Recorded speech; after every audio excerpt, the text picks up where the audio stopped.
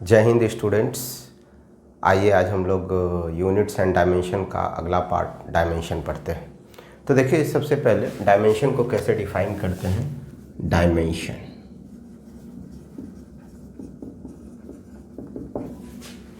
It is the power to which fundamental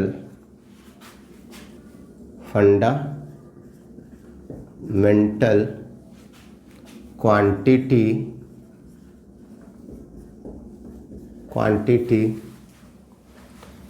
must be raised to express derived quantity. derived quantity clear. derived quantity देखिए ये क्या कह रहा है कि कह रहा है ये पावर है। It is the power to which fundamental quantity must be raise to express derived quantity, यानी फंडामेंटल क्वांटिटी के ऊपर का जो पावर है उस पावर का वैल्यू जो किसी डिराइव्ड क्वांटिटी को रिप्रेजेंट करने के लिए यूज किया जाता है, उस पावर का ही वैल्यू क्या कहलाता है, डायमेंशन कहलाता है। समझ में आ रहा है? क्लियर। आगे एग्जांपल से समझ में आएगा। इतना समझ में आया है तो ये है ना। अब देखिए फंडामेंटल क्वांटिटी क्या होता है, डिराइव्ड क्वांटिटी क्या होता है। अगर आप नहीं देखे हैं तो हमारा पीछे वाला जो लेक्चर है उसमें आप जाकर देख सकते हैं। क्लियर है। अब देखिए इसमें जैसे आपको एक एग्जाम्पल से समझ में आएगा। जैसे मान लीजिए कि हम आपको बोलते हैं कि आप वॉल्यूम का डायमेंशन क्या होता है, तो वॉल्यूम पहले समझना पड़ेगा। वॉल्यूम बराबर क्या होता है, length into width into height. अगर आप क्यूबाइड का वॉल्यूम की बात करें तो length into width into height.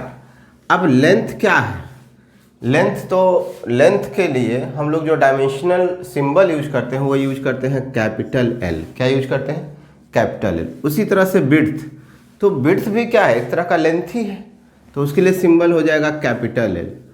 और हाइट क्या है, हाइट भी एक तरह का लेंथ ही है, तो इसके लिए भी एल। तो देखिए ये हो गया L3 और कन्वेंशनली इसको बिग ब्रैकेट में इनक्लोज कर देते हैं। तो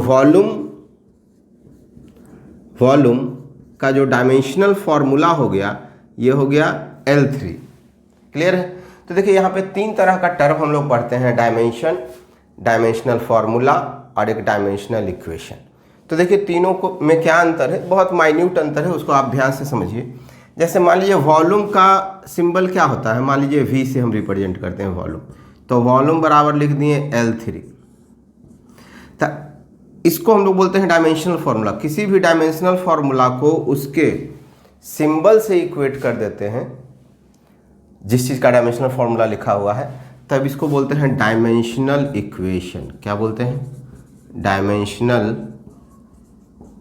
इक्वेशन इसको बोला जाता है। क्या बोला जाता है, डायमेंशनल इक्वेशन। समझ में आ रहा है।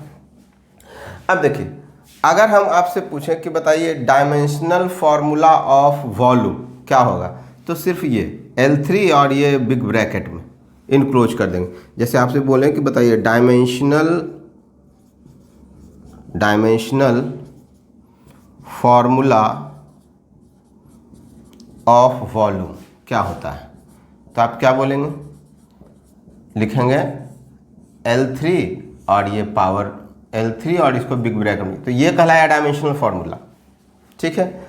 अब आपसे पूछे डायमेंशन क्या होता है वॉल्यूम का, अगर आपसे बोला जाए डायमेंशन ऑफ वॉल्यूम, तो डायमेंशन ऑफ वॉल्यूम क्या हो जाएगा, तो इसको ऐसे लिखेंगे L = 3। L = 3। अब देखिए डेफिनेशन आपको समझ में आएगा। डेफिनेशन क्या कहता है, थोड़ा समझिए। कह रहा है कि इट इज द पावर, ये क्या है, पावर है। डायमेंशन के बारे में पहले देखें। To which fundamental quantity must be raise to express derived quantity. देखिए वॉल्यूम क्या है, डिराइव्ड क्वांटिटी है, और लेंथ क्या है, फंडामेंटल क्वांटिटी है। तो फंडामेंटल क्वांटिटी के ऊपर जो पावर है इस पावर को ही बोलते हैं डायमेंशन एक्चुअल में। तो यहाँ देखिए डायमेंशन ऑफ वॉल्यूम क्या हो गया, L इज इक्वल टू 3। इसका मतलब है कि वॉल्यूम लेंथ का 3 पावर पे डिपेंड करता है, यानी 3 फैक्टर उसमें है, लेंथ वाला 3 फैक्टर। समझ आ रहा है? ठीक उसी तरह से अगर L3 L के पावर में 3 और इसको एक बिग ब्रैकेट में इनक्लोज कर दिए तो ये कहलाता है dimensional formula of volume. Clear? यहाँ पे अगर डायमेंशनल फॉर्मूला ये तो है ही, देखिए L3 और बिग ब्रैकेट इसको डायमेंशनल फॉर्मूला बोलेंगे। इसको क्या बोलेंगे? इसको बोलेंगे डायमेंशनल फॉर्मूला। समझ में आ रहा है? डायमेंशनल फॉर्मूला शॉर्ट में लिख दे रहे हैं। देखिए आगे बढ़ने से पहले हम लोग देख लेते हैं कि अलग अलग फंडामेंटल फिजिकल क्वांटिटी का डायमेंशनल सिंबल क्या है। तो लिखिए फंडामेंटल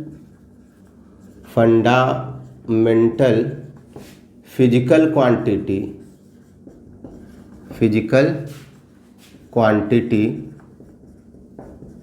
और इसका डायमेंशनल सिंबल,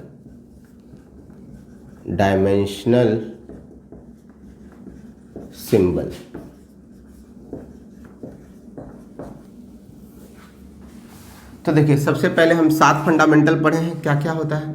तो सबसे पहले आ गया मास, सेकंड में length, third time, fourth temperature, fifth electric current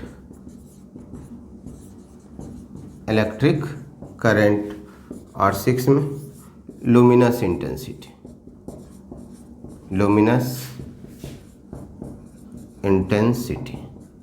clear है?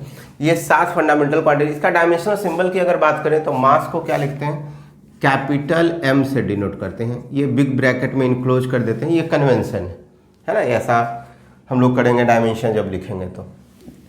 अब लेंथ के लिए सिंबल होता है कैपिटल L। ठीक उसी तरह से टाइम के लिए सिंबल होता है कैपिटल T। टेम्परेचर के लिए यूज करते हैं K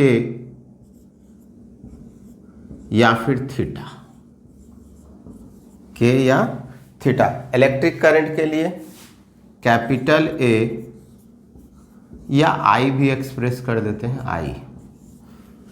ठीक है? इलेक्ट्रिक करंट, लुमिनस इंटेंसिटी के लिए कैंडेला, CD यूज कर लीजिए।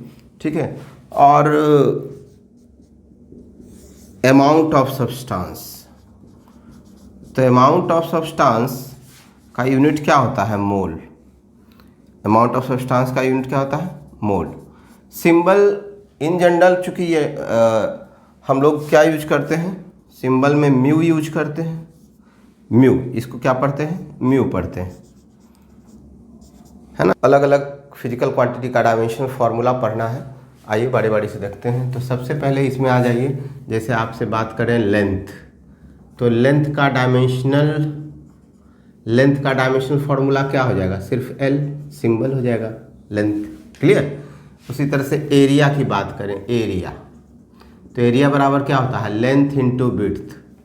तो लेंथ का L और विड्थ का भी L, तो पावर 1, यहाँ भी 1, तो जब ऐड होगा बेस सेम है तो पावर ऐड हो जाएगा, तो कितना हो जाएगा, L2।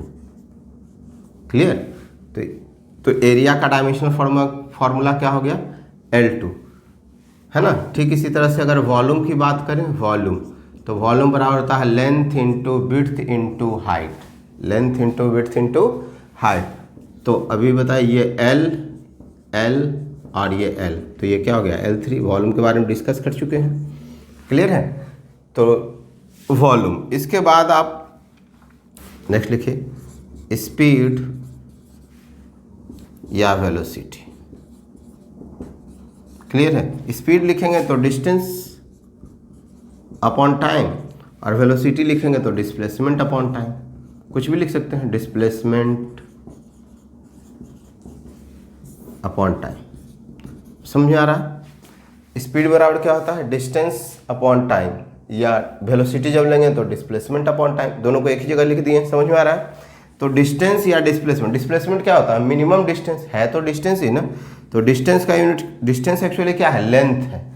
तो लेंथ का डायमेंशनल फार्मूला L, और टाइम का टी।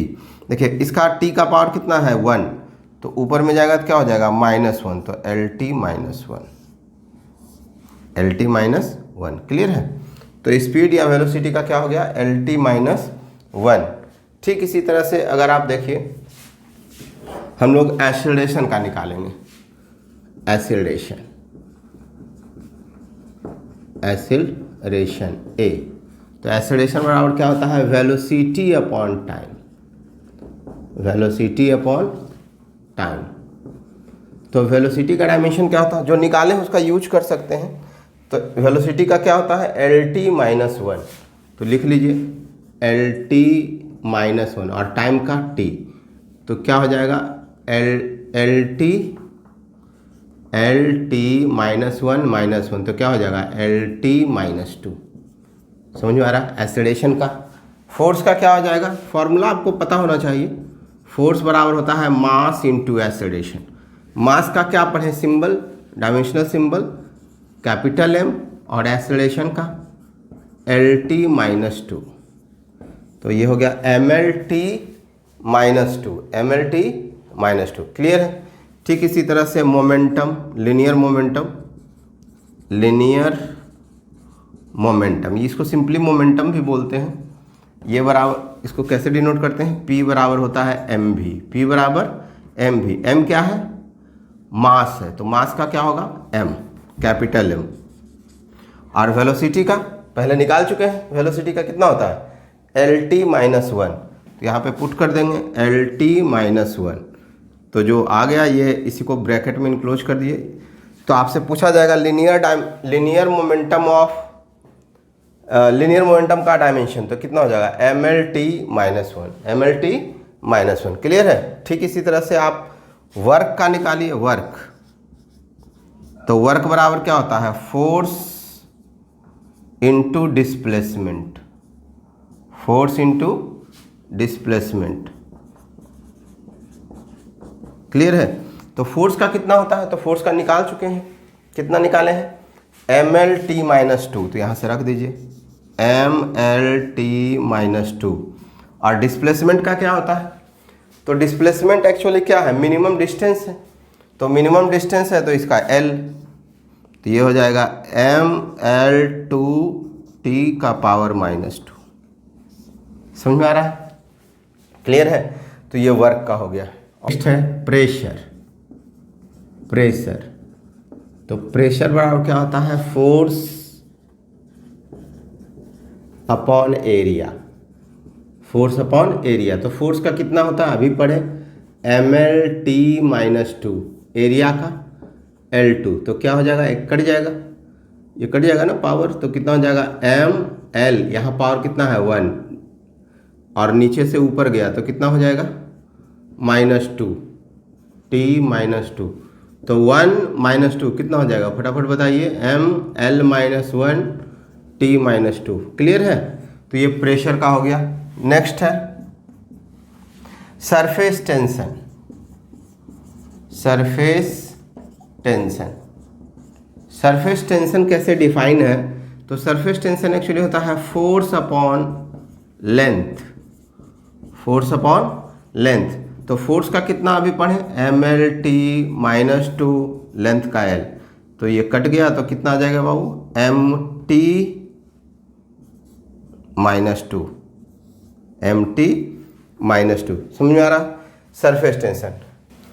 आइए नेक्स्ट पढ़ते हैं एंगुलर डिस्प्लेसमेंट। एंगुलर डिस्प्लेसमेंट क्या होता है, थीटा से इसको डिनोट करते हैं। थीटा, थीटा बराबर क्या पढ़े formula L by R. L क्या होता है आर्क होता है, और आर क्या होता है रेडियस। तो आर्क, आर्क एक्चुअली क्या है लेंथ है। आर्क क्या है पढ़े हैं किसी भी सर्कल में अगर हमारा सेंटर पे थीटा एंगल बनाता है और ये आर्क है एल, ये और ये रेडियस है आर, तो रिलेशन क्या होता है theta is equal to L by R. तो एल क्या है लेंथ है, तो लेंथ का कैपिटल एल, और आर तो ये हो गया एल जीरो। क्या हो गया एल जीरो। क्लियर है। आप इसको ऐसे भी लिख सकते हैं, मतलब ये डायमेंशन लेस क्वांटिटी हो गया। इसको ऐसे भी लिख सकते हैं m0 l0 t0, समझ में आ रहा है? इस तरह से भी लिखा जा सकता है। क्लियर है? तो ये हो गया एंगुलर डिस्प्लेसमेंट। तो एंगुलर डिस्प्लेसमेंट क्या हो गया, उनका डायमेंशन क्या हो गया, ये डायमेंशन लेस है, यानी इसका कोई ना तो मास पे डिपेंड करता है, ना ही लेंथ पे डिपेंड करता है, और ना ही टाइम पे डिपेंड करता है। समझ में आ रहा है? नेक्स्ट देखिए angular velocity. Angular velocity,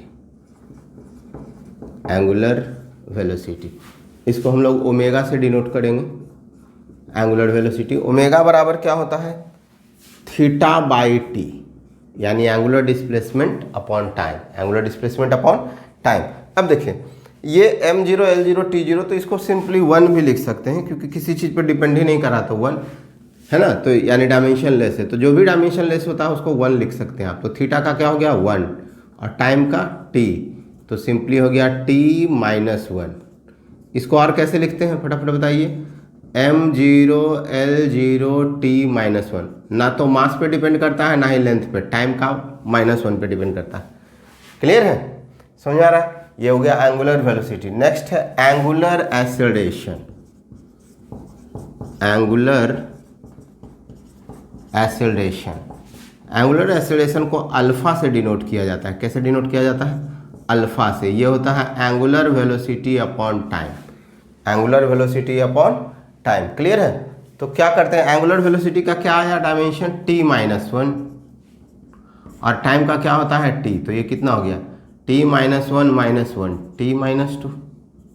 clear है? इसको और कैसे लिख सकते हैं, m0 l0 t-2। क्लियर है? नेक्स्ट है टॉर्क, TORQUE, टॉर्क। टॉर्क को टाउ से डिनोट करते हैं। ये होता है फोर्स इंटू परपेंडिकुलर डिस्टेंस होता है ना, force into perpendicular distance.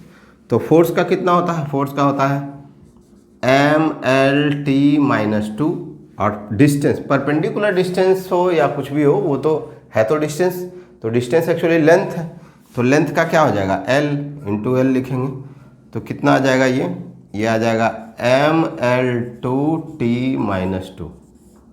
Clear है? इतना समझ में आ रहा है? ठीक है।